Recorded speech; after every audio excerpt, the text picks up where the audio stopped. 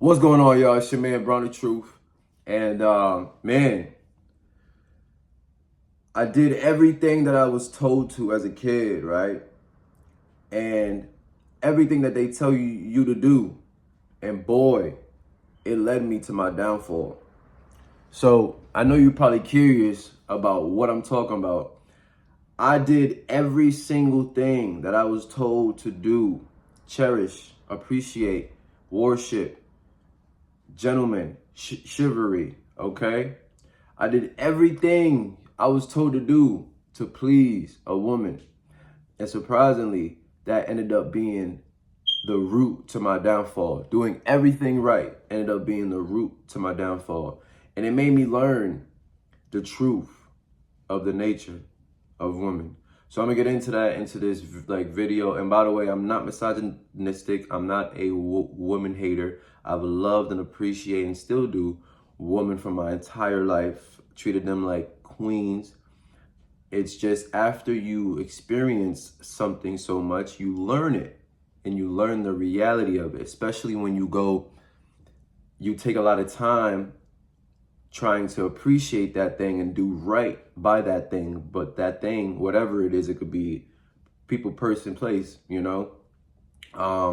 shows you how to accurately go about it. Okay.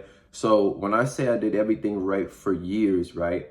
I was a peer lover boy. All right. I'm talking about, bruh, I would beat you up for talking wrong about any girl.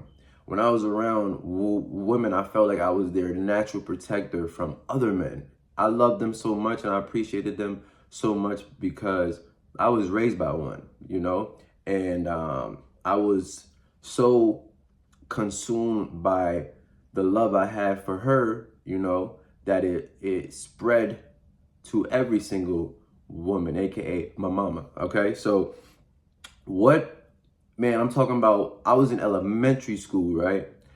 And this is when I first came to the country, and I fell in love with this Dominican chick. And if you know Dominicans, like where I'm from, man, you get you a little Latina mommy, and boy. So I'm gonna just tell y'all a quick story, man. I fell in love with this Latina chick, man. I'll never forget it.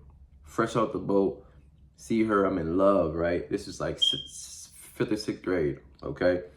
And I get to just loving the chick. I just fell in love instantly. Like at that age, you fall in love with anybody quick because you don't even understand what love is. You just see somebody who you think is cute, funny, whatever, and you just fall in love, right? So I used to go to that quarter machine. I used to save my quarters, bro. I used to go to the quarter vending machines that would have like the little fake necklaces and rings and all of those jewelries. If you know, you know. They don't got that now. I don't think they do. I don't know if they do. But growing up, there was a lot of those around. So I would purchase one, right? And then what I would do is I would go home. I would write a letter. Then I would go in like my neighbor's garden or something, and I would pick a flower, okay? And I would write the letter. I would put the ring in the letter. I would take the flower and take the flower to the letter. When I tell you, I did this at least, no lie, at least 45 to 50 times. The same thing. Write a letter, get a flower, get a quarter, take a ring. And back then, a quarter was a lot of money. You could go to the grocery store. You could get 5 Sour Patches and a Laffy Taffy for a quarter. Okay, that was when candy was actually like 5 cents. You could even get some for like 3 cents. You know what I'm saying? I'm not that old, you dig?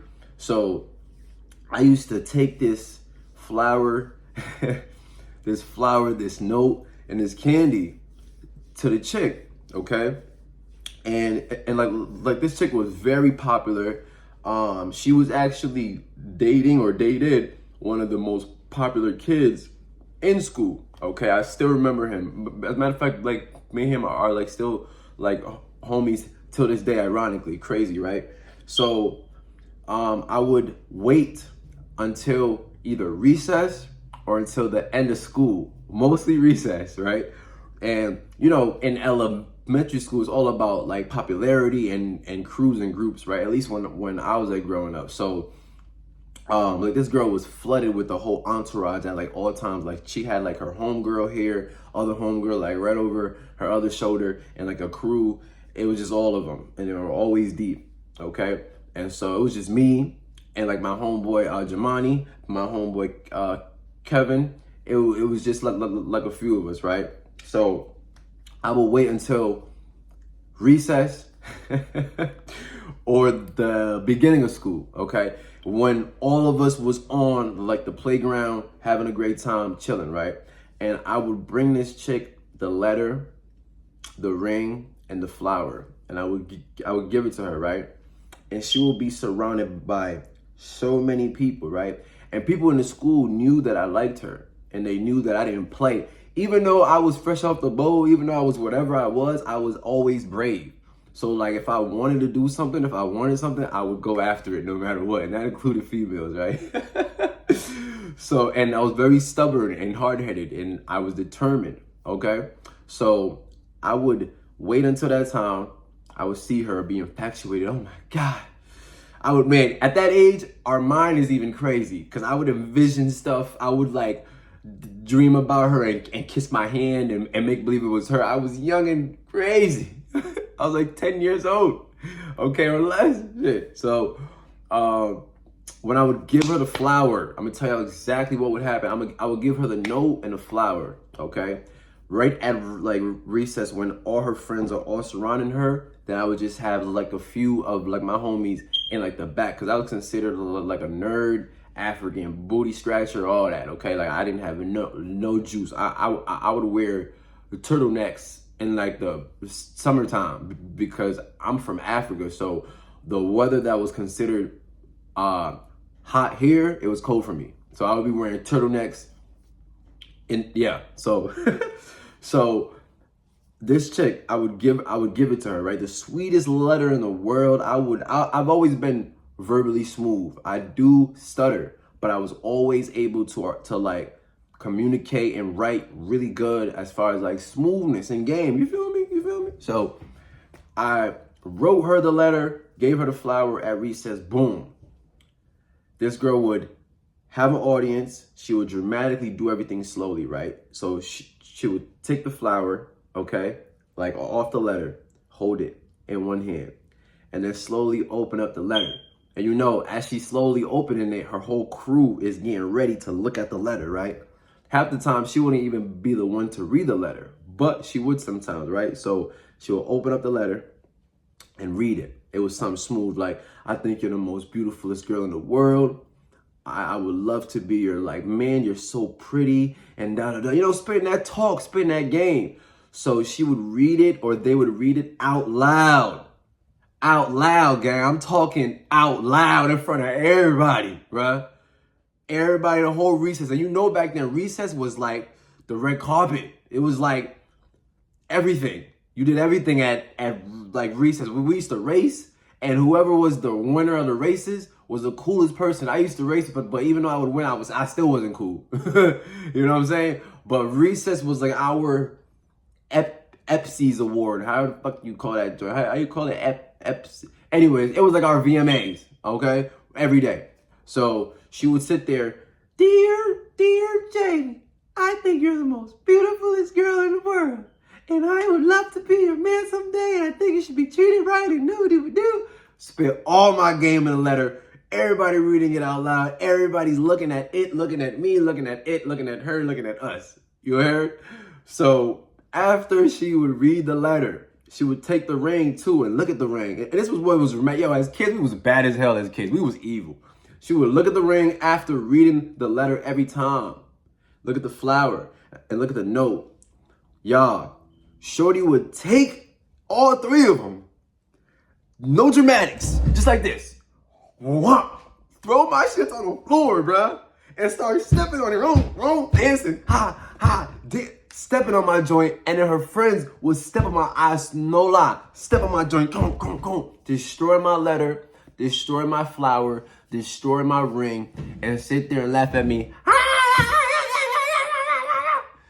Crazy. When I tell you I was the most staring on business, and this happened to me 45 to 50 times, and I was still getting that letter, still getting that ring, still getting that flower, pulling up every day like, shorty, one day you finna be mine, for real. I don't care, I'm fighting to the death. This is Sparta, I'm fighting to the death. It's not crumping, you know what I'm saying? So I did that, no lie of an exaggeration, 45 to 50 times, no lie. All right, and so that just explains the kind of lover boy that I was from the jump. So growing up, you know, I was raised by a lot of females, and so I kept that same level of just loving, appreciating, worshiping the ground like that they walked on for women, you know? So I carried that into a lot of my relationships. So it's not that I wasn't unsuccessful with relationships, because, you know, I started to fall into myself later on. So in like middle school, you know, I didn't get a lot of girls, but I started to kind of grow into my big ass head and my big ass like lips a little bit. So I started to attract, you know, a couple things that they weren't delectables, but they were alright, you know what I'm saying? But I never got the girls that I wanted, but I would always try, and I was always extra stern and sweet and extra, right? And so when I would get into like relationships, all right, I would be just the greatest guy in the world. The greatest guy. I was the sweetest guy in the world, the most gentleman, the most chivalry. I remember, right, all the way through from middle school to high school, every relationship that I was in, I was the greatest guy, holding hands, kissing. I'm gonna tell you a little crazy fact about me, right? When I got my first girlfriend, all right, this was around like 15, 14 to, this is like 14 to 16, right? When we got to age 16, right? At that point, everybody was freaky jeeky, getting freaky. At that point, I don't know about y'all, but in my generation, people was losing like their virginity at crazy ages, 15, 14, etc. Right? So at 15 or 16 years old, I was with this chick. We was in like a relationship. I was a lover boy, man. I treated like this chick like a goddess, okay? And she was cool too. Loved me too. We was in love. Ooh, you feel me? We was in love. And we was getting freaky, you know what I'm saying? But we was never doing the do, you feel me? And one day, when we was getting, I'm saying, on like freaky, she was like, I'm ready to do the do. Ready to go all the way with it. Do you know what my dumbass said, y'all? Do you know what my dumbass said? I'll never forget this. I told her, I said, if I was your father. Hey, yo, hearing this now just sounds crazy. To me. I told her, I said, yo, if I was your father, right, I would not want you doing the do at this age. I said it. That's what I said, bro. I can't take it back. I already said it. I told it years ago. It's not yabba do. Shit, the shit was said. I said it. That's what I said. I had my opportunity to get some cheeks, to clap some walls, to swim in Atlantis, to tap dance and crip walk in some Gucci Yushi. And I told the chick, if I was your father, I would not want you losing your whippy at this age. And guess what? I never did it. So it never happened. We sitting there butt booty. I'm talking butt booty beer, butt booty cheek snugger on the bed. And she told me, let's go, I'm ready. And my dumb ass looked at her in the eye and said, if I was your daddy, I want to cry thinking about this shit because, anyways, I said, if I was your daddy, wouldn't want you doing this. So I never did it, okay? So let that explain what kind of lover my nigga I was, homie. That's the kind of lover boy I was, all right? Just, whew. Thank God I done grown. It's so hard. It's not hard to say goodbye, because that Negro needed to go, okay? So I had a lot of that until even then I got into another relationship after that in high school, okay? Lover boy again. I used to buy this chick flowers every other day and bring it to her job, surprise her. I was just a good guy, great guy, right? And do you know what that always brought me, right? It always made me get cheated on. Got cheated on. the greater I was, it seemed like the more I got cheated on, because I was after this forever thing, like this fairy tale, excuse me, y'all, together forever. You know what I'm saying? And so I bought that husband energy at such a young age. And I know a lot of y'all can like relate. I know you can, because I know there's some lover boys watching this right now. Shit don't work, bro. So I noticed I would get cheated on, and all of this cheating on me, all of this breaking like my heart, it taught me so much, to the point where I got to a point where I was like, yo, I don't understand. The greater of a guy I am, the more I get played. What the is going on? I thought this is what women love. I thought this is the fairy tale princess like dream that they dreamed of. I thought this is what you're supposed to do to get them to marry you. I thought you're supposed to be amazing. Nah. So as I started to grow, I lost my V at 17, y'all. Right? Late bloomer, on some wild-ish, okay? After I did that, I started to learn something. I started to like to say, yo, I'm not gonna be as sweet.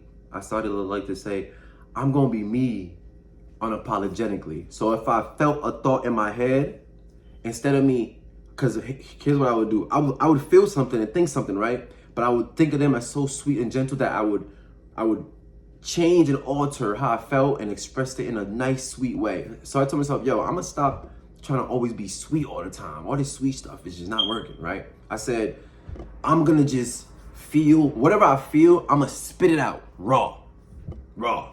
And that's it, right? When I tell y'all that upped my game to like here. So after high school, right, I started to be more just raw. So when I felt anything about like a chick, I would just express it. So if no matter, I wouldn't try to always be sweet. I would just talk. You know what I'm saying? And sometimes I sounded like an asshole. You know what I mean? And so when I started to do this, I started to see it change to where I'm like, yo, that wasn't the sweetest thing to say, but damn, she responded great to it. I was like, damn, that was kind of not nice, but it was raw and real, and she responded to it beautifully. I you know what I'm saying? So I started to realize that the more raw I was, the more authentic I was with how I felt, and I didn't alter to try to be a sweet gentleman guy and Prince Charming. The shit worked. And it was less effort than trying to package up everything and present it sweet. It was just raw. You feel me?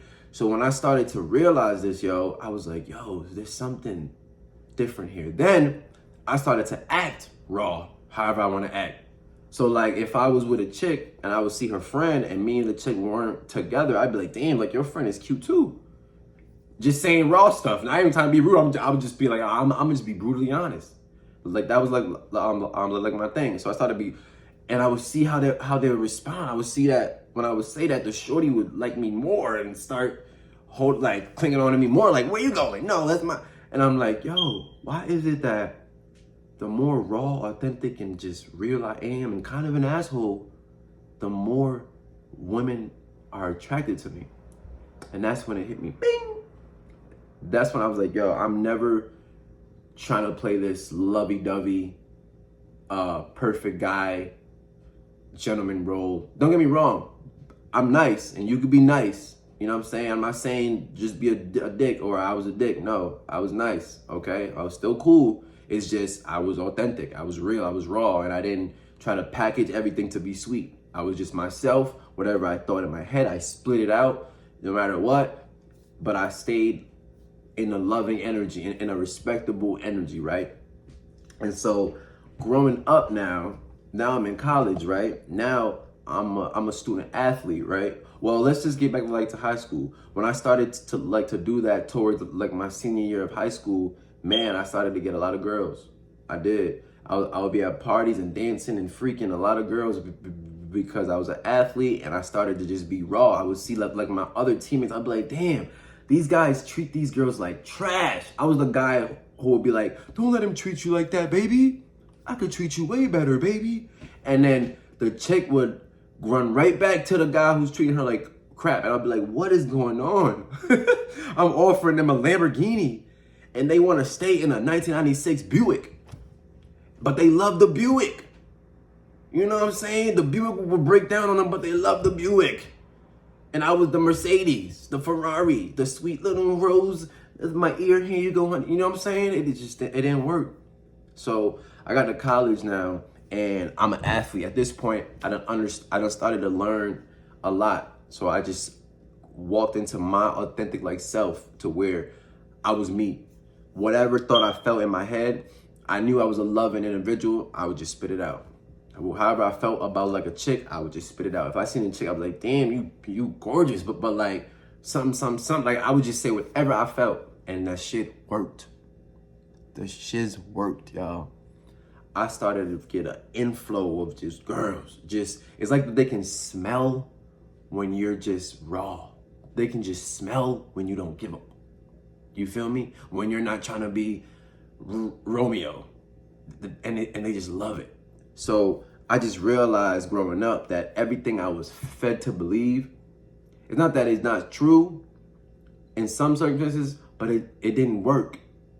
It didn't work. It wasn't as efficient. Don't get me wrong, I was still pulling. You could pull, but they get bored after a while. I used to be told I was too nice. I was like, what? Too nice? You feel me? So, and this is because I would be extra mindful and trying to be sweet. Great. You feel me? In every way. Oh, I want to get her nails done every Friday. You're going to get your nails done. And I'm going to get you flowers every Wednesdays. And then we're going to go on a date every week. You know, and you're still the sweetest girl in the world. I'm sending like passages of text every day. I just want to tell you that you're great and nobody is greater than you, baby. And you everything. You dig? And I would get played straight up. I would get cheated on and they wouldn't even know why. I would ask them why and they're like, I don't know, you're such a great guy and I love you. I don't know why I cheat on you. I'd be saying like, bitch, what? If I'm all this, why you let him stick his shungle boom in your boom boom? You feel me? Why you give up my juice box?